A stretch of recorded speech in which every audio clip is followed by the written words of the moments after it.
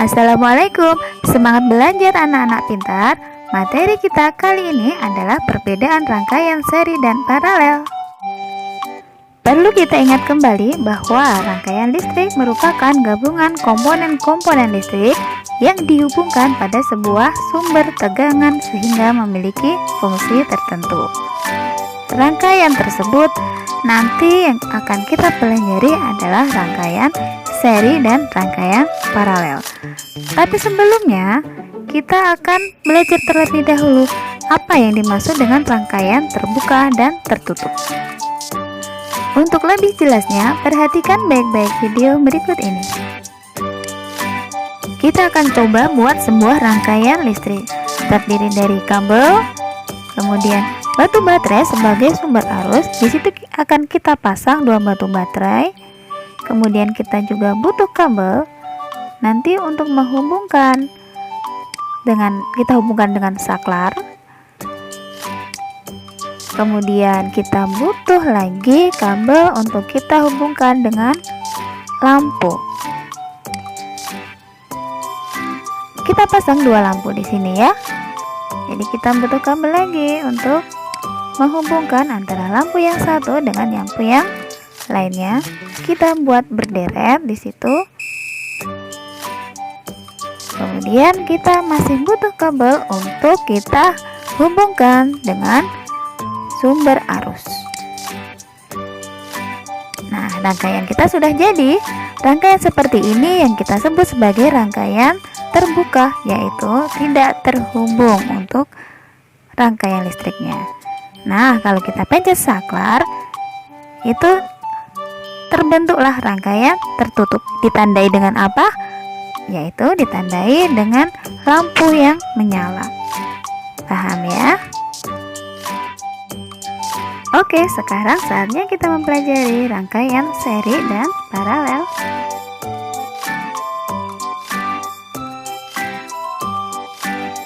Perhatikan baik-baik dua rangkaian berikut ini. Rangkaian yang pertama, dia menggunakan dua baterai. Begitu juga dengan rangkaian yang kedua, sama-sama menggunakan dua baterai. Rangkaian ini pun sama-sama disusun secara seri. Yaitu untuk lampu pada rangkaian pertama itu disusun secara berderet. Dan jika kita hidupkan atau kita sambungkan antara dua masing-masing di rangkaian tersebut, ternyata untuk rangkaian pertama menghasilkan lampu yang lebih redup daripada untuk yang rangkaian yang kedua. Kenapa?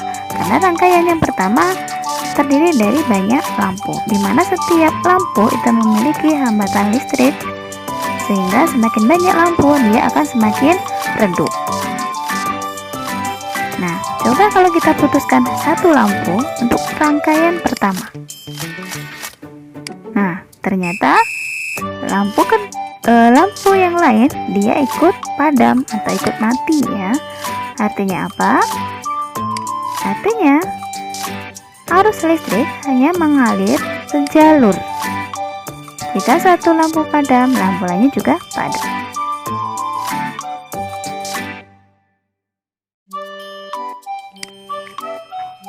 Coba kalian cermati untuk rangkaian berikut ini. Kita susun rangkaian ini menjadi rangkaian paralel. Apa yang terjadi? Kalau kita hidupkan saklarnya, maka dua lampu tersebut dia akan sama-sama hidup. Jadi untuk susunan paralel dia adalah sejajar ya antara dua lampu ataupun susunan batu baterainya.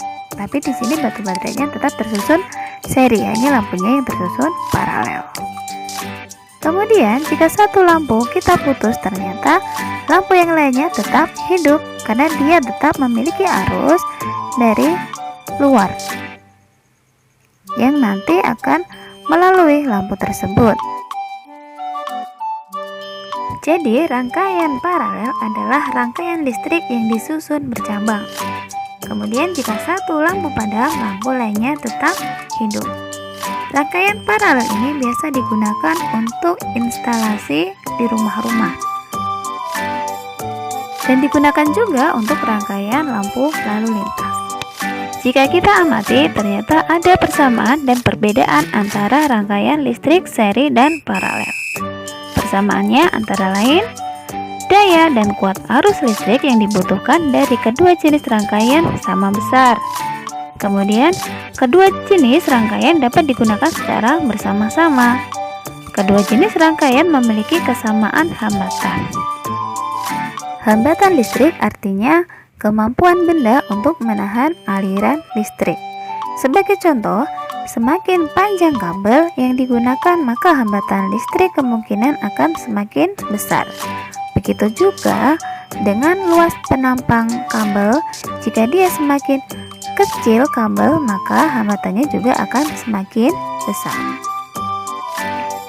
Kemudian, selain adanya persamaan, maka pasti ada juga perbedaan. Ciri khas untuk rangkaian seri yaitu yang pertama, rangkaian listrik yang hanya memiliki satu aliran listrik saja. Kemudian, yang kedua, membutuhkan sedikit komponen listrik, sehingga biaya yang dibutuhkan untuk membuat rangkaian seri lebih sedikit daripada rangkaian paralel. Kemudian yang ketiga, cahaya lampu yang dihasilkan akan lebih redup. Selain itu, jumlah lampu yang digunakan pada rangkaian seri juga berpengaruh pada cahaya yang dihasilkan. Semakin banyak lampu yang digunakan, maka cahaya lampu yang dihasilkan semakin redup. Yang keempat, jika salah satu alat listrik dilepaskan dari rangkaian yang membuat kabel terpisah, maka akan mengakibatkan alat listrik lainnya padam. Kemudian kita akan bahas tentang ciri khas rangkaian paralel. Yang pertama, rangkaian listrik yang memiliki lebih dari satu aliran listrik. Yang kedua, membutuhkan banyak komponen listrik sehingga biaya yang dibutuhkan akan lebih banyak daripada rangkaian seri. Yang ketiga, cahaya lampu yang dihasilkan lebih terang. Selain itu, jumlah lampu yang digunakan pada rangkaian paralel tidak berpengaruh terhadap cahaya lampu yang dihasilkan. Semakin banyak lampu yang digunakan, maka cahaya lampu akan tetap sama terangnya.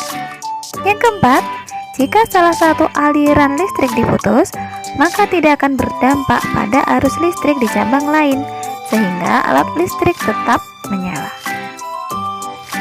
Coba kalian perhatikan perbedaan nyala lampu antara rangkaian listrik yang disusun secara seri dan paralel berikut ini. Jika saklar lampu dihidupkan, terlihat bahwa pada rangkaian paralel, nyala lampu terlihat lebih terang daripada nyala lampu pada rangkaian seri dengan arus yang sama. Kemudian, apakah rangkaian listrik itu dapat kita rangkai secara campuran, misalnya seri dan paralel? Coba simak video berikut ini.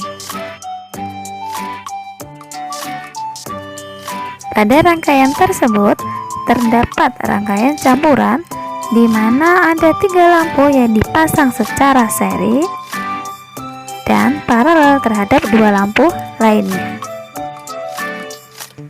Jika kita hidupkan saklarnya, terlihat bahwa untuk 2 lampu yang dipasang secara paralel, dia nyalanya akan lebih terang, sedangkan 3 lampu yang dipasang secara seri nyalanya lebih redup. Meskipun begitu, ternyata rangkaian seri dan rangkaian paralel dapat dipasang secara bersamaan sehingga membentuk rangkaian listrik campuran. Terlihat di situ, jika satu lampu diputuskan untuk rangkaian yang paralel, maka lainnya tetap hidup. Lampu yang tengah kita putuskan, ternyata lampu yang bawah dan yang atas tetap hidup karena dia terangkai secara paralel. Paham ya? Jadi 3 lampu yang paling atas itu terangkai secara paralel terhadap 2 lampu bawahnya. Demikian video pembelajaran kita kali ini. Semoga bermanfaat. Wassalamualaikum warahmatullahi wabarakatuh. Salam semangat!